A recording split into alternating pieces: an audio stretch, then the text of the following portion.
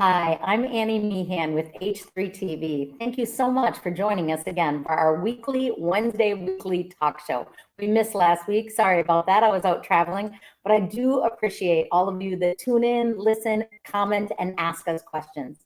My desire for this H3 talk show is that we bring hope, health, and happiness into the world where people are feeling hopeless, unhealthy, or unhappy. We meet you every week. We bring someone to interview to share their tips and ideas on one of the factors in H3. Today, I have with me my guest, Connie, and she's going to share her tips on how to get and stay happy. Won't you please help me welcome Connie to our talk show? Hi, Connie. Thanks for being with us. Hi, Annie. It's wonderful to be here, and thank you for inviting me. I'm a big fan of yours. Thank you so much. Absolutely. So, Connie, tell us, who are you? What do you do?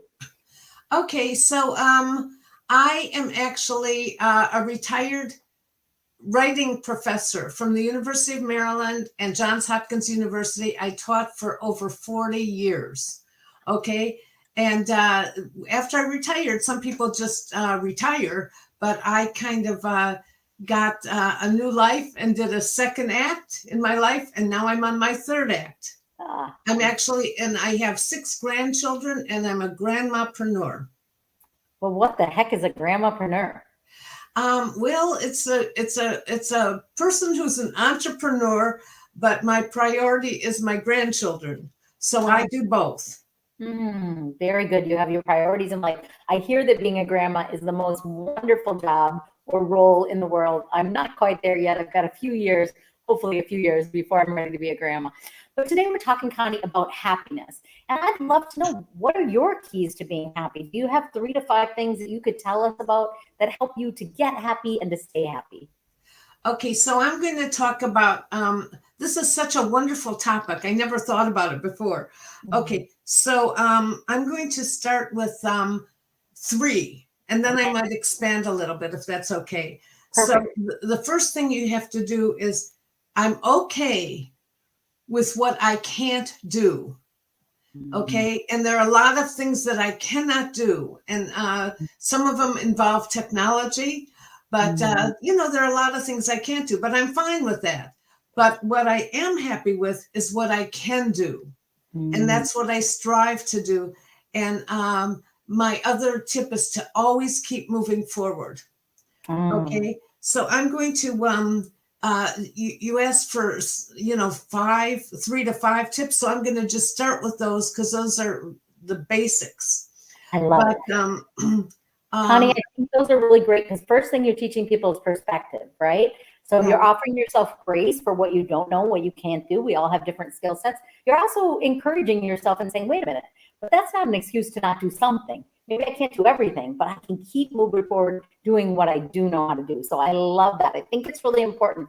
We know sometimes, Connie, people get overwhelmed when life is hard and when they feel frustrated, like I can't do it or I'm not being chosen. So when you're feeling stuck or frustrated because you can't do something or you don't get the opportunity to go after, how do you get back to a place of happiness then? What a great question. We can't do everything, but don't let that overwhelm you. Just figure out how to overcome when you're at a standstill. Just figure it out. Stop and don't have a pity party that you can't do something. Just turn it around and find something happy. I so many times run into problems that I can't do, and I try to turn them around. Okay. Give me an example, Connie. How do you do that? So right now I want you to learn a new app and you're like, oh my gosh, I cannot learn this new app. What is this new app? What would you do in that situation? Oh, in that situation, there's always YouTube.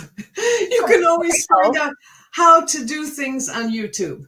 And I also have 3 adult children who help me when I can't do something. But I always turn these no's around to something yes.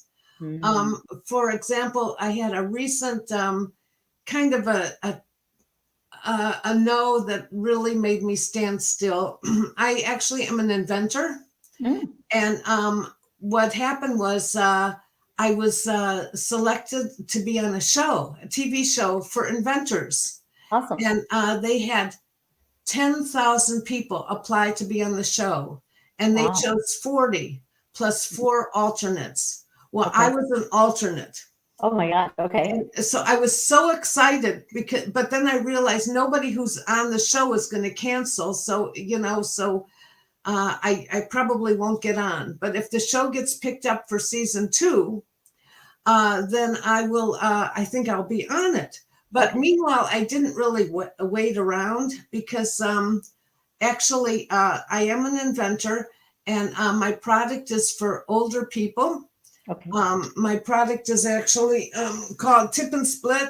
This is a product for people who who are like over 50 and have trouble reading the small print on the menu or on the bill when they go out to eat. So my invention has a magnifier.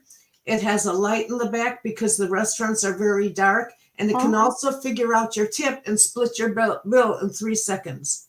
So I was going to be on a TV show. Was it Shark Tank? No, it wasn't Shark Tank. Okay. It was actually, I'm really not supposed to say the name of the show, Okay. but it was actually, I just applied for Shark Tank with my new business just today. Do it. You're going to be on Shark Tank. I can feel it, Connie. That's awesome. Well, I'm hoping. But what happened was, because that I'm waiting for the second season to show up, I actually am meeting with somebody who's a master in licensing. Are you familiar with licensing? Yes. That's where you introduce your product to a company and see if they might want to take you on. Yes. So I don't sit around. So on Friday, I'm meeting with one of the top people in licensing, and I'm going to ask her for some advice, and I'm going to try to license my product to Texas Instruments. Oh, Okay, fantastic. Good luck with that. I hope that works out for you. I think one thing you're teaching us here, Connie, is whatever our story is, whatever our challenge is, don't give up. Keep going and be a go-getter. And do research, right? Like you said, I go to YouTube and I figure out how to do it. I have 3 adult kids. I have 3 adult kids too. And they tell me, Mom, 3 technology questions a day, and that's it. So I love you're a go-getter. You've applied for one show, you've applied for another, you've gone after investors, you've gone after licensing, you have big vision that a large company is going to pick you up and buy it. So I think you do the work. The other thing is that we don't just sit home, right? We don't just hope it happens. We go after it, right, and figure out a way to make it happen, even if there's a lot of obstacles along the way, right? Right. So my interview is on Friday. So I spent this morning doing some research, and I found out there are 108 million people age 50 and over in the United States. And once you hit like your mid 50s, the vision keeps going down and down. So I'm going to approach Texas Instrument. Why don't they open up their market to the older generation? Yeah. Okay. Not that people in their 50s are old, or even in their 60s, right? That's well, I'm 74, so to me, 50 years old is very young. But I know that when I turned 50, that's when my vision started getting worse. So I'm always doing research on it. Yeah, you're a researcher and you're an inventor, so you have a very sharp mind to keep doing that. So, Connie, when you think about that, I love that you're creating a solution. You're a solution-oriented person. Sometimes people get stuck in the problems of, I can't see, my eyes are aging, it's too dark, I don't know what the tip is, I don't know how to split the bill. You're saying, let me help you figure it out in 3 seconds. I love that. But do you think happiness, is it an inside job or an outside job? How do you think people get to a place of happy, especially those that struggle? Well, that's an interesting question. I'm not really sure what you mean by inside or outside, but I think I would have to say it's an inside job, because happiness doesn't always just come to you. Sometimes you have to work on it. Okay. So I would say that's an inside job, and arm yourself with the tools. Yeah. So you can find the strength and the solutions to happiness. Like I'm just telling you one of mine. Yeah. And this is actually, when you love what you do, it's so easy. That was not work for me. Yeah. It was not work for me to invent something. I have never invented anything in my life. That's amazing. And I've heard that 3 out of 10 people have an invention in their mind. That's right. and very few people follow through. Okay. Right. So I'm one who said, why not? I mean, I had no idea how to invent anything, but I looked it up. I used my YouTube. I looked it up. I found out how to do it. And, I learned how to do it. And I actually got successful at inventing. And I actually am a retired writing teacher. Yeah. So another thing that I did is after I had my invention, I actually wrote a book. Good. I was thinking when you said everyone has an invention in them, I think everyone has a book in them. So what's your book, Connie? My book is called How I Got My Product on QVC, The Today Show, The View, and More in my retirement. Wow. That is fantastic. That's a great book. People need that book, right? Yeah. Well, people who are inventors or who just want to learn how to get publicity. Yeah. So I actually got on all those shows with my invention. That's And fantastic. I didn't know how to do that. I think you're talking about a lot of tools, Connie. Use the word tools. But so far, you've talked about YouTube. That's one of your tools. You've talked about your adult children. That's one of your tools. You've talked about creating solutions. That's one of your tools. So you're not a person. Sometimes people sit in what doesn't work. My eyes are getting older. And you're like, okay, how do I fix this? And then not only did you say, how can I fix this? You said, what do people need? They need a light. They need a calculator for the tip. They need a calculator for the splitting, and they need a magnifying glass. And you put it all into one small thing that someone can stick in their pocket or their purse. So I love that. You're very solution oriented, and that is really important as an entrepreneur, but also as an influencer in the world. You're this grandmother who wants to spread joy, but not quit living. Keep going, keep inventing, keep creating, and keep putting yourself out there, even if you get rejected, to be on a talk show, to get your product to market, whatever the case is.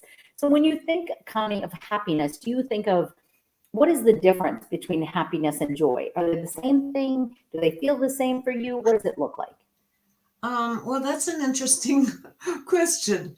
I think that joy is for events that happen, like when my grandkids do something new or show me something that they made for me, or draw a picture of old grandma. My granddaughter Victoria loves to draw pictures of me, and she calls me old grandma.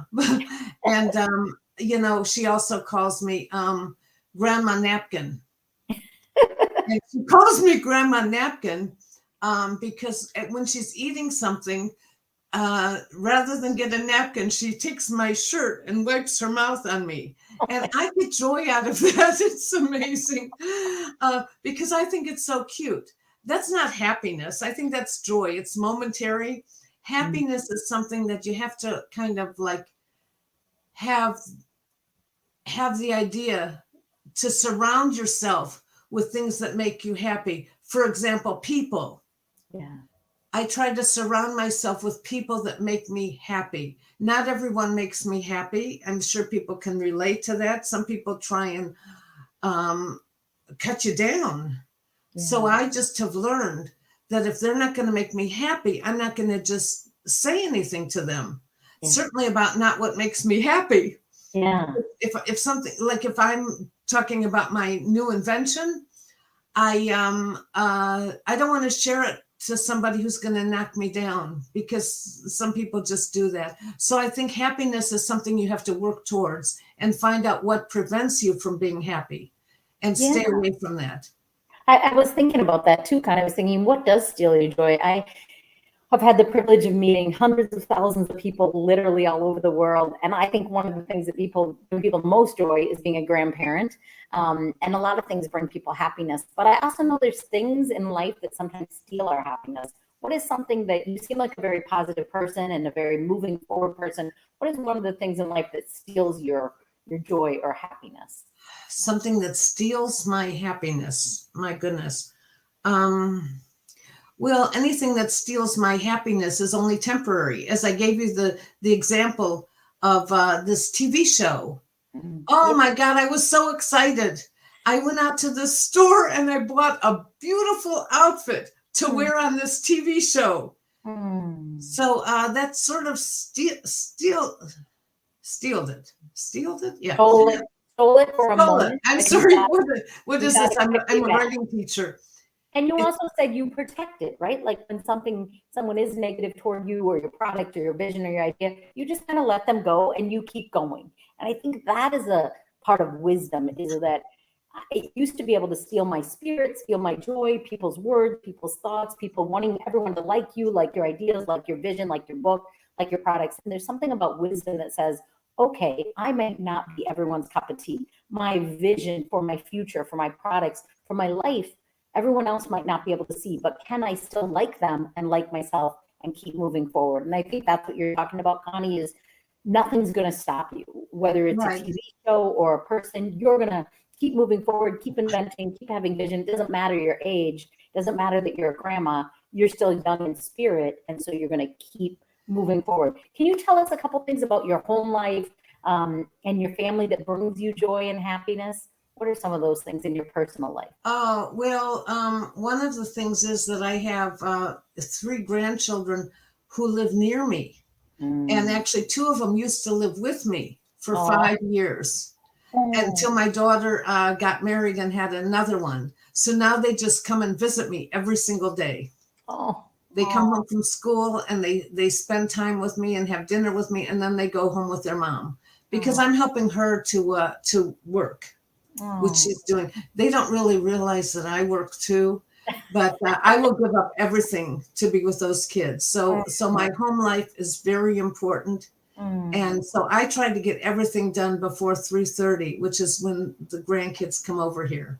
Very nice. And that's a great thing about being an entrepreneur is, I mean, I'm usually up almost every day at 5 a.m. and I'm starting either sending emails or responding or getting my list together for the day. And so, yeah, we get to pick our hours and work when we want. So your grandkids bring you great joy in your life, great happiness, and the fact that you're so special to them, that every day very few people have a grandparent, let alone have one they get to see on a regular basis. And that relationship, I never had that, but it always sounds so magical to me. And You will love it when you have it. Yes, I hope someday that I'll be a grandparent, but. I have 3 grandchildren in California. And I'm going to visit them in April, and I am so happy to get to see them. I haven't done much traveling because of COVID. So, but grandkids are wonderful. Yes, it sounds wonderful. So and you have children are wonderful. Two what? kids? 2 kids or I have 3? 3. I have 3 children. Okay. And they're all adults, and 2 of them have kids? Yes, 2 of them have children. Nice. And what about your work? We've talked a little bit about that, but what are some of the things at your work that just bring you the greatest happiness? Okay, so during COVID, I said you should always move forward. Yeah. So during COVID, I kind of put my invention on hold. Okay. Because I didn't want to encourage people to go out to restaurants. Most of them were closed down because of COVID, and people in my age bracket are especially susceptible to COVID, to getting COVID. So I started working on a new project. Okay. Because I'm always doing something new. Okay. So what I tried to do is, I was thinking about people like me who are stuck at home and don't want to go out. So what I did is I took the time to write my life story because I was thinking about, life could go at any minute, especially with COVID going on. Okay. And so what I did is I wrote my life story so that after I'm gone, my children and my grandchildren will know all about me long after I'm gone. So I wrote a book, and my book, actually, this is a big book. Yeah, this is my book, and it's different from most life stories because it's so easy to write, and it's even easier to read. It's all pictures with captions. And I'm trying to share memories. I want my kids to know that I used to be young once. That's a picture of me playing the violin. So I'm teaching Victoria how to play the violin. And I said, this is me when I was little. I was young once too. So what I did is I used my skills from when I worked. And now I'm teaching other people how to write their book, their life story. Oh, awesome. Because I was a teacher. Yeah. So I'm working on that, and I'm having the time of my life. You I know, think it's been when we move from how we, as we're younger, define success to significance, or how we move from just being go, go, go driven to like, what is my legacy? What am I leaving behind as an imprint, as a story, as an impact in the next generation, in my family, in the community. So I love that. I think that's really significant and legacy work. And well, I love the photos. Easy to read for those of us with dyslexia. um, So, so I'm one of the oldest people who's left in my family because my okay. parents are long gone, and I have there are 6 siblings, and I'm the second oldest. So what I did is, after I'm gone, nobody's going to know these things. And one of the things that I found out, I did some research on my ancestry, and this is something my mother never told me. Okay. Can you see this picture? A little bit. A man and a woman, it looks like. Yeah, this is Grandma Ella, and Grandpa Arthur. Okay. I never knew this. They immigrated to the United States from Poland in 1912, and my grandma had to cancel the trip because she had morning sickness. And the trip that she canceled was on the Titanic. Oh my gosh. So who is going to know about that after I'm gone unless I tell them? Yeah. So this is why I wrote my book. I have so many stories in my book that Yeah. I did research on, and I'm leaving them behind. So Connie, do you help other people write their book? So if someone wants to write a book, are you a book coach? Do you help edit? What part do you help people with their Well, book? I actually have just started on this Okay. to help other people, and I have 3 levels, and I've been working on this, in my spare time besides my grandkids. Okay. And what I do is I will give them my course, which is 6 lessons. They can just buy my course, but I'm thinking about just giving that for free. Okay. The second program is they pay a little bit of money, and then I meet with them once a week for Okay. 6 weeks, and Okay. I give them feedback. And the third level is I will just write it for them. This Oh, is you for people who have no skills with technology. Not that I'm any better, but I am a little better. I know how to scan pictures. So I give them homework, and then I write it up. And I just finished one for a woman who I tried to encourage her to work with me, but she didn't want to. She actually asked me to write it for her. Okay. It was for her husband. And Oh. so I had so much fun working with her. Mm. It took us 6 weeks. She has this beautiful book, and she just bought 6 more copies of it to give to family members. So Well, I have 3 different levels. They can do it themselves. They can work with me once a week, or I will write it for them. So that's I'm just awesome. starting out on this. And as a matter of fact, just today I signed up for Shark Tank. Not for my invention. I had tried that one before and got to the final stage, but this morning I signed up for my book. I call it Write Your Selfie, Oh, I and love um, that. and I'm going to hope that Shark Tank likes the idea, that they might Yeah. like to promote it. So so I got an email from somebody. I was checking my spam, and he had sent me this guy in the Washington D.C. area, which is where I'm from, sent me an email. Would you like to try out for Shark Tank? And I was so excited, so I just filled out the form this morning. Oh, So wow. when you think about happiness, when you're doing something you love, nothing is work. Yeah, that's right. If you love what you do, you should never work another day in your life. Well, Connie, Exactly. I'm working on 4 books this year, so I might be reaching out to need help on a couple of those books that I'm putting together. They're a little different than your picture book, but you never know. Maybe we'll work together on a book in the future. And I have 2 more books I'm planning for next year, 4 for this year. We will see if I get them all done. But I love what you're doing. I love who you are. I love how you are passionate. You can hear it in your voice about who you are as a person, about your grandkids, about your kids, about your inventions, and about helping other people leave a legacy and share their story. So Connie, if people want to get a hold of you and just ask you some questions, maybe work with you on a book, maybe connect you, or their big company wants to buy your invention, how would they do that? What's the best way to connect with you? Well, you can see under me is www.grandmapreneur.com. And on my website, I have one link to Tip and Split, my invention, and I have another one to Write Your Selfie. And on both of those, I have my email address. Oh, perfect. Tip and Split. And what was the second one called? Write Your Selfie. Write Your Selfie. I love that title, Write Your Selfie. There's a group of women you might want to connect with called WOW. They're Women of Words. And I think they started 28 years ago. And one or two women who were writing novels, writing textbooks for colleges, writing different things. And now it's grown to an international group. They meet on Zoom. They meet in person all over Minnesota. I think there's 7 or 8 chapters. And then they meet on Zoom once a month. And Connie Anderson's the founder. It's called WOW, Women of Words. But I always love to promote it for other women writers. If you're feeling alone and isolated, get with each other. People help each other out. People encourage one another to get that book that was within all of us out into the world. That's wonderful. So are you from Minnesota?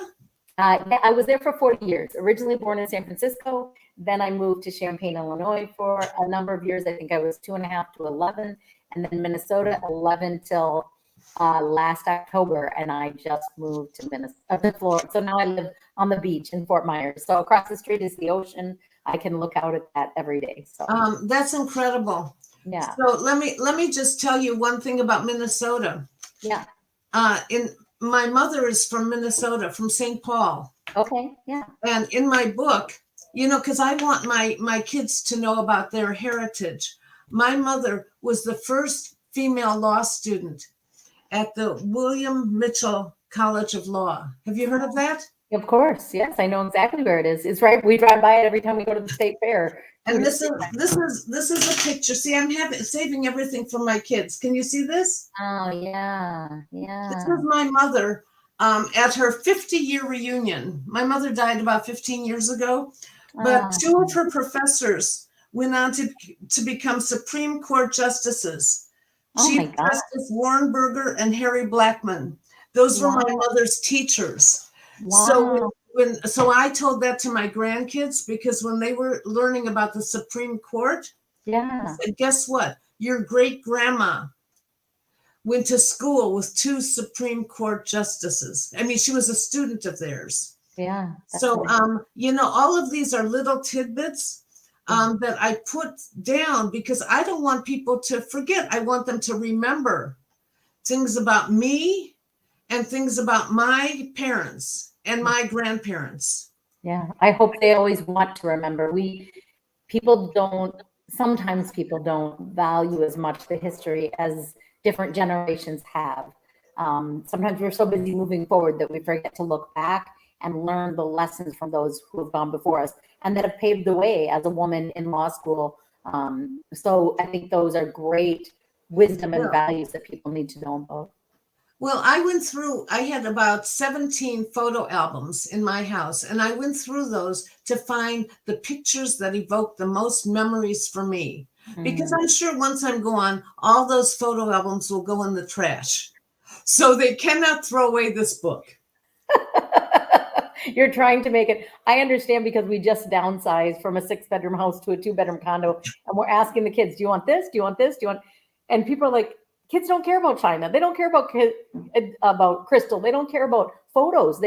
We have photo albums, and we did end up throwing a lot away. And the kids are like, no, we do it all digital now. And I'm like, oh my gosh. So it's different. So this will be an interesting thing. I love that you call it the selfie book. I think that's beautiful. And we never know, Connie, who's going to find or use what we create. And so I've written 5 books, and my first book I wrote kind of because people kept telling me to write a book about my story, and I didn't want to. So I wrote a book full of questions and quotes to get other people to write their story. But now today, people use it for date night. They use it to get their kids to communicate, their teenagers. They use it to interview people in a hospice. So I'm like, that's so beautiful. And my most recent book, my 5th book, just 2 weeks ago, I got an email from a woman out of New York who's a professor. And she said, I was trying to order this guy's book, and it was about hospitality, but somehow I accidentally ordered your book. But I loved it so much that now I'm making it mandatory reading for all of my college students. And so I think you produce it, Connie, and I know you're doing it for your kids and grandkids, but you might give somebody else a vision, and somebody else might use it in some magical, beautiful way. It might touch a life that you can't even envision right now. And that's been the beauty of books to me, is that if you're willing to open yourself up and do the work and produce it, it will be used by somebody in some magical way that you're helping another person in the world that you don't even know about. You know, that Titanic story. I mean, that's amazing. Who knows who needs to hear that story, right? Yeah, and so I know it. I didn't even know it. My mom never told me. I found out through my cousin. That's amazing. Because it was his dad who our grandma was pregnant with. My Wow. mother never told me. I would have never known it. So I did a little bit of research Yes. from my relatives. So I want to preserve these stories because that's incredible. I have so many other stories. Yeah. So when you're writing your next book, you contact me, because I actually taught writing for 40 years. I know you said that. I'm like, I could use your help. Between being dyslexic and a terrible speller, writing books is very hard for me, but I feel very called to do it. And when people read my books and write what it means to them, then I just have to tell myself, keep going, keep going. But I can certainly use your encouragement and your wisdom on any of my books. And I will definitely read your books. I'll get your books. Oh, thank you, Connie. Thank you for being with us. We hope that we shared with you a little bit of hope if you're feeling hopeless, a little bit of health and encouragement to remind you to take care of yourself, use the right tools, get the right people around you, surround yourself with people that believe in you. Don't doubt you, don't doubt your products, don't doubt your message, and hopefully some happiness. You know, yes, happiness can come from the outside, it can come from the inside, it can come from people, it can come from getting that job that you love, that career, that calling, of being an entrepreneur and going after it. I'm Annie Meehan with H3 TV, spreading hope, health, and happiness everywhere I go. Thanks for being with me, Connie. Thank you so much.